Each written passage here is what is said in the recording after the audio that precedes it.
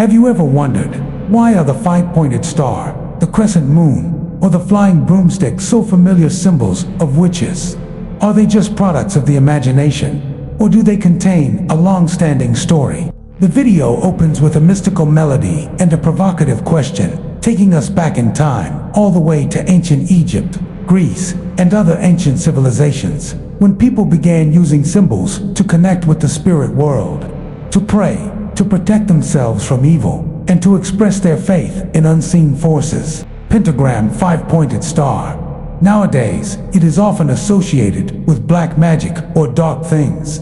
But few people know that, in ancient times, it symbolized the perfect balance between the five elements: earth, water, fire, air, spirit, and was a symbol of harmony and protection.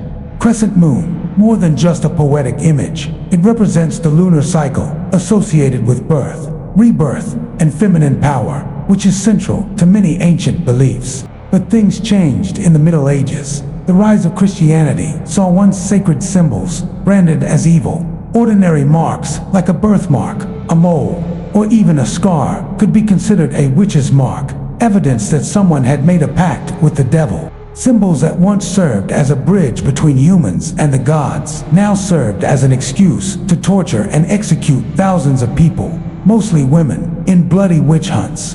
But history does not end there. During the Renaissance and early modern periods, symbols such as the pentagram, the ankh, the Egyptian key of life, and the Eye of Horus were gradually rehabilitated and redefined. Instead of representing paganism, they began to return to their original meanings: personal power, protection, and connection to the sacred world. They are no longer symbols of fear, but become sources of inspiration, strength, and spiritual freedom for those seeking self-discovery and a deeper understanding of the universe and themselves. There is a strange thing that we have perhaps not considered. How can symbols that once caused people to be burned at the stake be a source of healing and spiritual enlightenment today? From the pentagram, the Eye of Horus, to the inverted cross, symbols that once carried spiritual power have been distorted, misrepresented, and shrouded in fear for centuries. They were once the pretext for execution, the evidence in witch trials, the hauntings that society wanted to bury forever. And so, they were buried not only in the fire, but also in the collective memory of all humanity. But then, something miraculous happened. As the 19th-20th centuries moved into the spiritual awakening, mystical movements such as Theosophy, Hermeticism, and especially Wicca began to look at these symbols with more fairness and depth.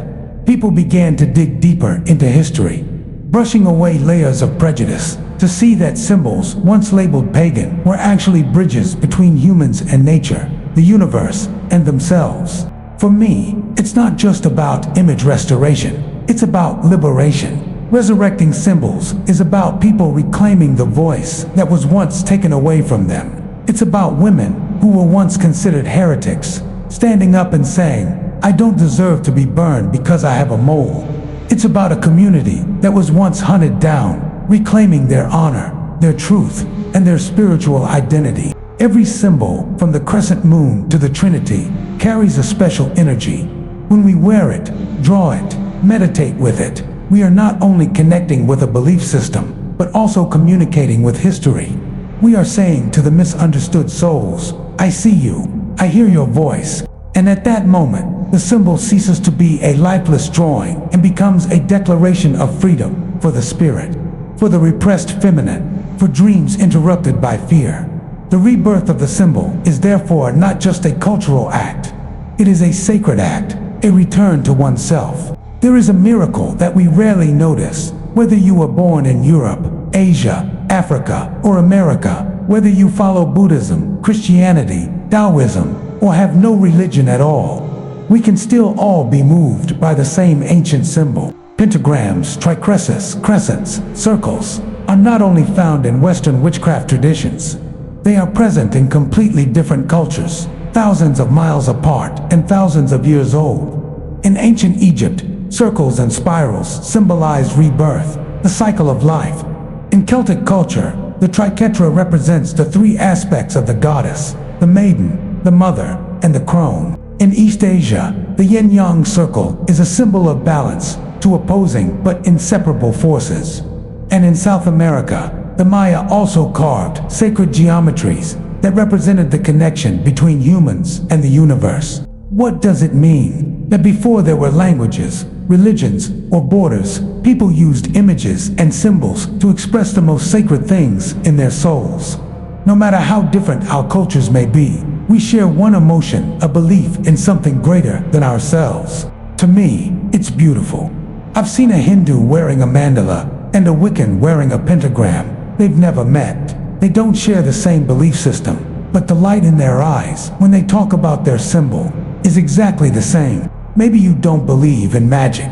Maybe you've never practiced a ritual.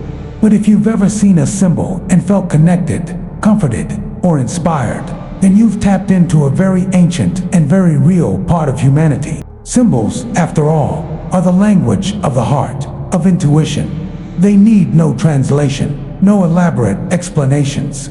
They speak directly to the deepest part of you as the place that remembers the first winds, the first stars, the unspoken prayers. So when you choose a symbol to wear, draw, or meditate with, you are not just choosing a pretty image. You are choosing a connection that transcends time and space, connecting you to your ancestors, to the earth, and to strangers who share the same heart. Have you ever seen a necklace with a pentagram, crescent moon, or mysterious eye and felt naturally drawn to it for no reason?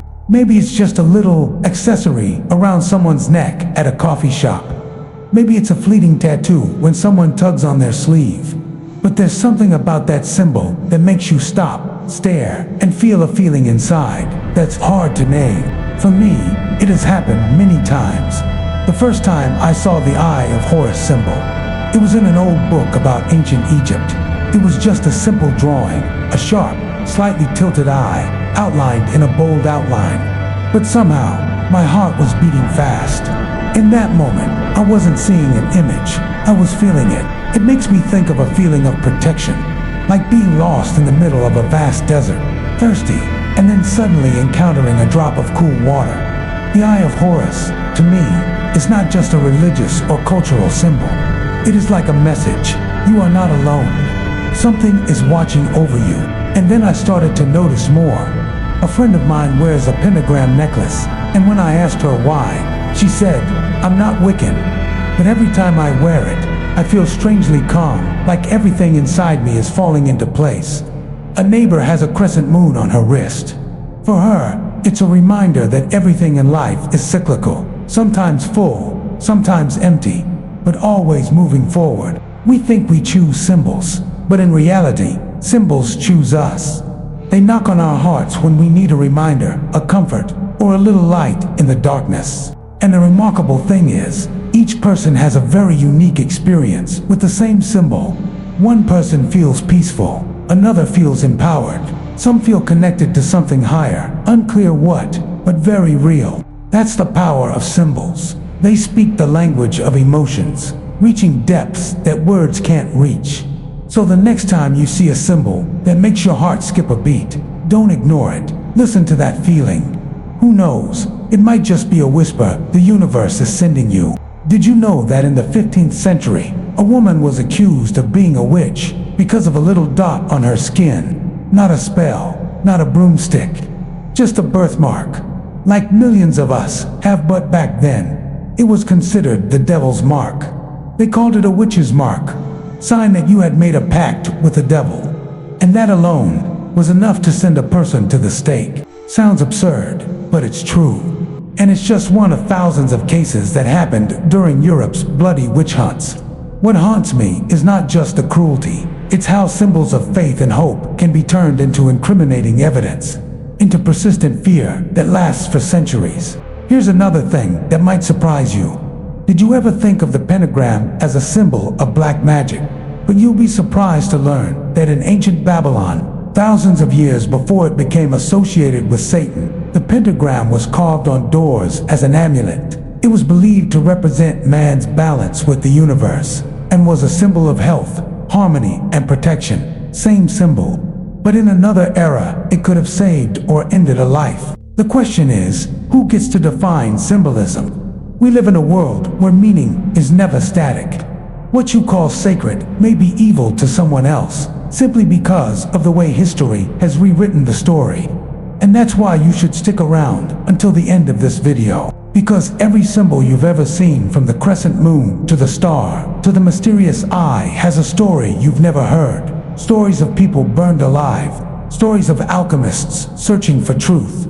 Stories of faith surviving those stifled, distorted, and forgotten. Journey from fear and confusion to restoration and inspiration. Symbols like the pentagram, crescent moon, eye of Horus, triquetra are not only beautiful to look at, but also carry the power of connection, protection, and spiritual symbolism. If you find a symbol that resonates with you or is meaningful to you, please share it in the comments. I'd love to know which symbol has accompanied you. Finally, like, subscribe, and turn on notifications so you don't miss out on future interesting symbol stories, like my yin-yang and mandala symbols in modern meditation. Thanks for watching until the end. See you in the next video.